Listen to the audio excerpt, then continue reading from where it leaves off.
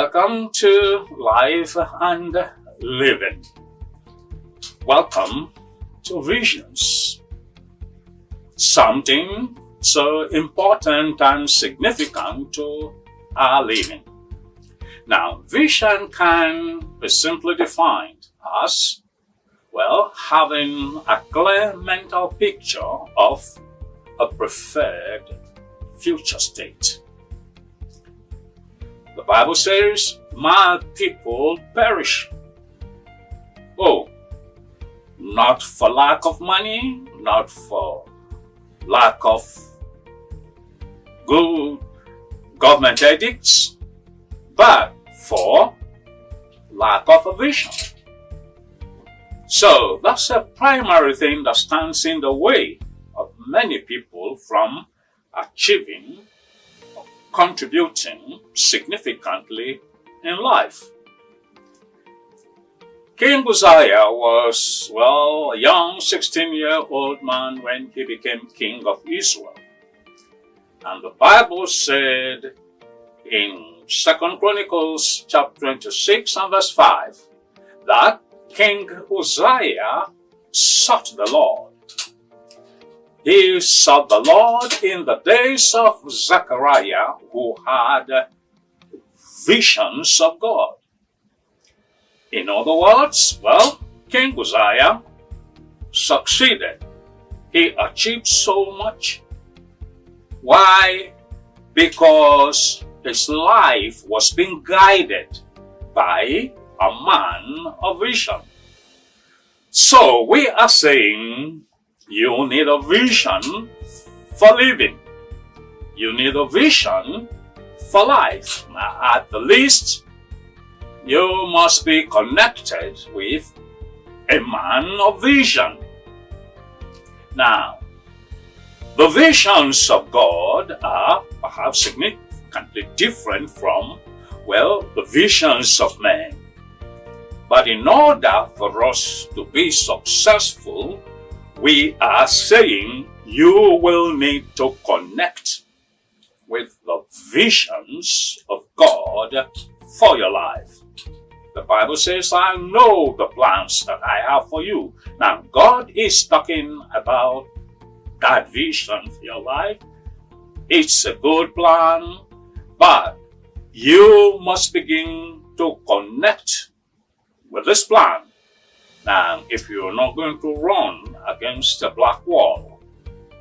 So, how do we begin to connect with the visions of God?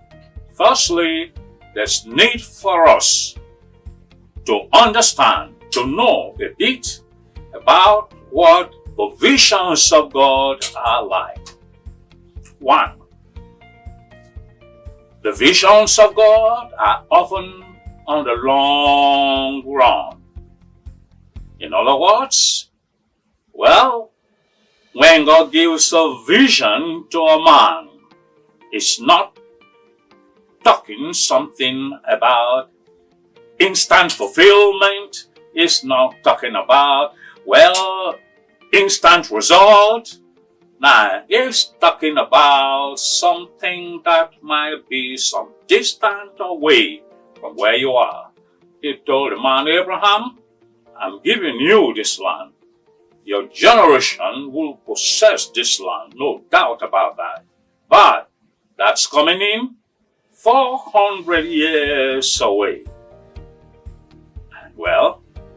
That may not be good music for short-sighted people, for people who will want it now and instantly.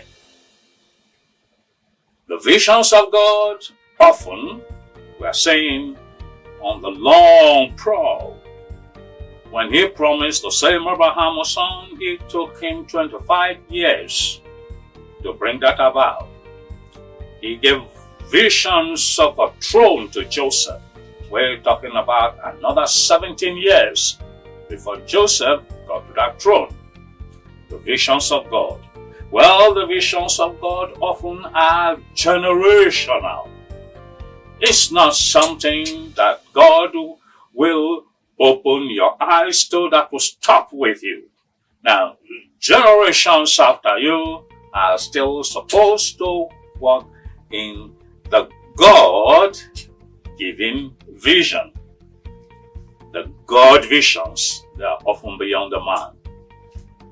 When God gives a vision, we are saying it's going to be mighty big, and much bigger perhaps than the recipient, or what the recipient on himself can bring about. He called Joseph, he called Moses.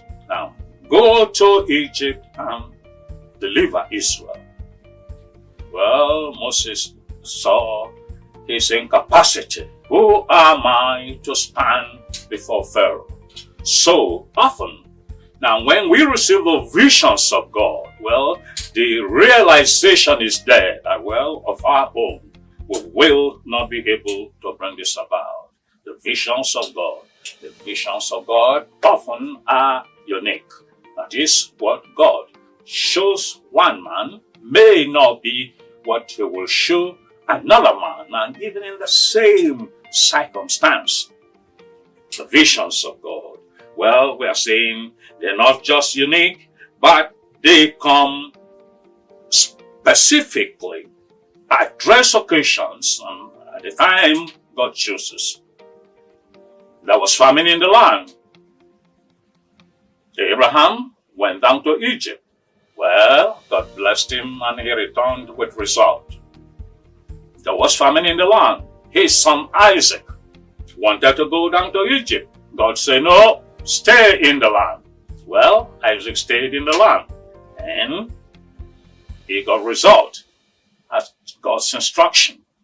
So, this defines the visions of God. And how do we connect with it? Habakkuk the prophet, he said, I will stay on the wall and watch, hear what you will say to me. So there has to be a watch. There has to be a listening to what God has to say. He said, I have a plan for you. That is for good and not for evil. But you must come and pray. So we will need to pray in order to connect with the visions of God. He didn't just stop at prayer. He said, you will seek me. We will seek God. And then he said, when you seek me with all of your heart, then you will find me. In other words, there's got to be a seeking. And we have to seek God with all of our heart concerning His vision for our lives. I'm saying today, well, if we're going to, succeed, if we're going to achieve, if we are going to run our lives without hitches and obstacles, we must buy into the visions of God for our lives. What is that vision for you in your career? What is God's vision for you in your marriage? What is that vision for you in that which you are putting your hands upon to do, the business you are choosing to do? Have you received that vision from God? We are saying you are going to need that to be successful, to go without frustration and stagnation on your way. Well, thank you for being part of this. We are talking about the vision that comes from God and the need for every man to connect with God's own vision in every department of your life. God will not allow you to get frustrated pursuing and running after His own vision. Well, because He's a dynamic God. He told the prophet, learn from the potter.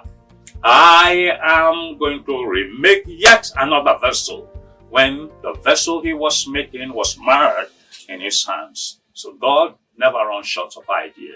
He can come again even when, what is presented to you goes out of form. Jeremiah chapter 18 verses 1 to 6. Thank you for being with us on the broadcast.